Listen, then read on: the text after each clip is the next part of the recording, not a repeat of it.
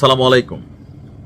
Doctor Mohammad ইউনূসকে পছন্দ করেন আবার অপছন্দ করেন অনেক মানুষ আছে, বিশেষ করে পলিটিক্যাল পয়েন্ট অফ ভিউতে যারা আওয়ামী লীগের নেতাকর্মী সমর্থকরা আছেন তাদের মধ্যে 99% মানুষই ডক্টর ইউনূসকে অপছন্দ করেন। আবার এই মুহূর্তে বিএনপি, জামাত ইসলাম, এনসিপি থেকে শুরু করে বাকি যারা আছেন তাদের মধ্যেও ডক্টর মোহাম্মদ ইউনূসকে অপছন্দের তালিকা আস্তে আস্তে বড় হচ্ছে। কিন্তু বাংলাদেশের জন্য একটা সুখবর হয়তোবা আসতে যাচ্ছে। আমি মনে করি যদি তিনি সেই জায়গাটায় পৌঁছাইতে পারেন, বসতে পারেন, ব্যক্তি হিসাবে না, বাংলাদেশের জন্য এটা অবশ্যই কল্যাণকর হতে যাচ্ছে। এমনকি এটা একটা কি বলা যায়, ইজ্জতের ইস্যুও হয়তো দাঁড়াবে যে বাংলাদেশে কি বলা হয় যে ধরেন নোবেলজয়ী ডক্টর মোহাম্মদ ইউনূস তিনি জাতিসংঘের মহাসচিব পদে বসার জন্য কেমন লাগবে আসলে দেখতে, যে আন্তোনিও গুতেরেসে তিনি বিদায় হচ্ছেন আর সেই জায়গায় ডক্টর মোহাম্মদ ইউনূস আসীন হচ্ছেন। তবে এটা এখনো কনফার্মেশন না, বাট আলোচনায় আছেন। দর্শক সকলেই জানেন যে জাতিসংঘের বর্তমান মহাসচিব আন্তোনিও গুতেরেসের মেয়াদ শেষ হবে 2026 সালের 31শে ডিসেম্বর। এখনো প্রায় 1 বছর 2 মাসের মতন বাকি।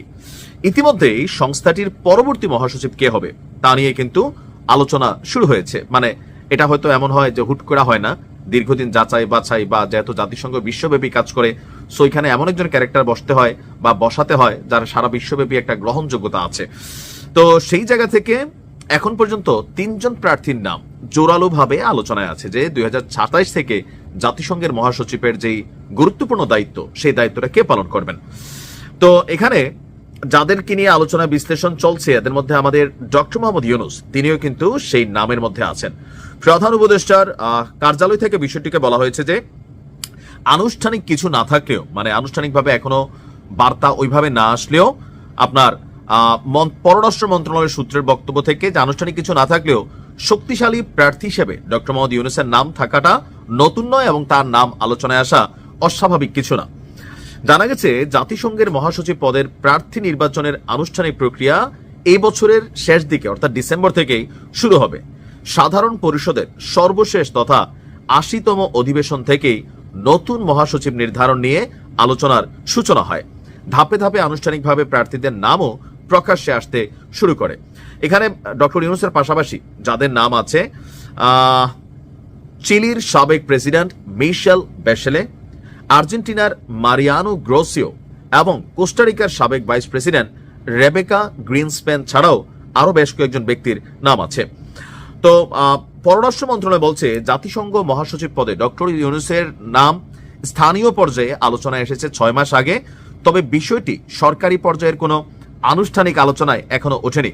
প্রধান উপদেষ্টার সাথে ঘনিষ্ঠ পর্যায়ে কর্মরত কারুর সঙ্গে তার মহাসচিব পদে প্রার্থিতার বিষয়টি নিয়ে জাতিসংঘের কোনো সূত্রের যোগাযোগ ঘটে থাকতে পারে বলে গুঞ্জন রয়েছে।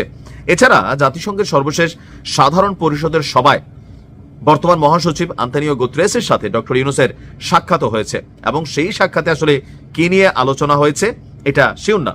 তো এই মুহূর্তে বাংলাদেশে যারা ডক্টর মোহাম্মদ ইউনূস আগামীতে জাতিসংঘের মহাসচিব হচ্ছেন বলে আমরা পোস্টগুলো দেখছি বা বিভিন্ন অনলাইন পোর্টালে দেখছি, সেগুলার আসলে ফাউন্ডেশন কি, যে তিনিই হয়ে যাচ্ছেন না, তিনি আলোচনায় আছেন।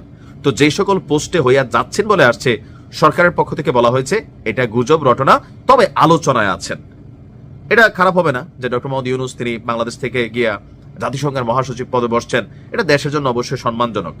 বাট ওনার সিরিয়ালটা আসলে কত নাম্বারে আছে এই সম্পর্কে কোনো স্পষ্ট তথ্য নেই, হইলে খারাপ না। এখন দেখেন এই জিনিসগুলোতে আমাদের রাজনৈতিক কিছু অ্যালার্জি আছে। বাংলাদেশ থেকে যেই যাক, এবার বিএনপি থেকে হোক একজন এরকম ব্যক্তিত্ব যদি থাকে, আওয়ামী লীগ থেকে হোক, জামাতের থেকে হোক, ডক্টর ইউনূস হোক, জাতীয় পার্টি থেকে হোক, দিন শেষে বাংলাদেশের জন্য এটা কল্যাণকর। কিন্তু আমাদের যে পলিটিক্যাল পয়েন্ট অফ ভিউ সেখান থেকে এটা আমাদের হজম হবে না, এটা নিয়ে নানান আলোচনা হয়তো থাকবে। যাই হোক, দেখা যাক কি হয়। সমর্থন প্রথম মাসখানেক যে সমর্থনটা ছিল, আস্তে আস্তে কিন্তু সবগুলা দলের মধ্যে এই বিষয়গুলো নিয়ে একটা টানাপোড়েন তৈরি হচ্ছে। তারেক রহমান ভাবছেন যে আমি দেশে যাওয়ার কথা, আমি দেশে যেতে পারতেছি না, আমার বিরুদ্ধে মামলাগুলোর সলিউশন হচ্ছে না, কিন্তু ডক্টর মোহাম্মদ ইউনূস সাহেবের মামলাগুলো সলিউশন হয়ে যাচ্ছে। এটা কিন্তু বিএনপির নেতাকর্মীরা বলছে। আবার ডক্টর মোহাম্মদ ইউনূসের গ্রামীণ ব্যাংকের 666 কোটি টাকা বা 600 কোটি প্লাস ট্যাক্স মাফ হয়ে গেল, রাজস্ব মাফ করে দিল, এ তো অনেক কিছু ভাই, অনেকে মনে করছেন। বাট এটা একটা প্রসেসিংয়ে তিনি পাইছেন, আগেও ছিল, এটা এমন না যে নতুন। তবে এগুলো তো মানুষ তো ডিপলি বোঝে না। মানুষ মনে করে যে না, তারা তো ভালোই লাইফস্টাইল কাটাচ্ছে, নির্বাচন কেন হবে না। তো এরকম নানান ঘটনা থেকে এই প্রথমবার তারেক রহমান এরকম একটা অ্যাকশন দিলেন। তো দেখা যাক ওনার কথাটাকে সরকার কিভাবে আমলে নেয়। ভালো থাকুন।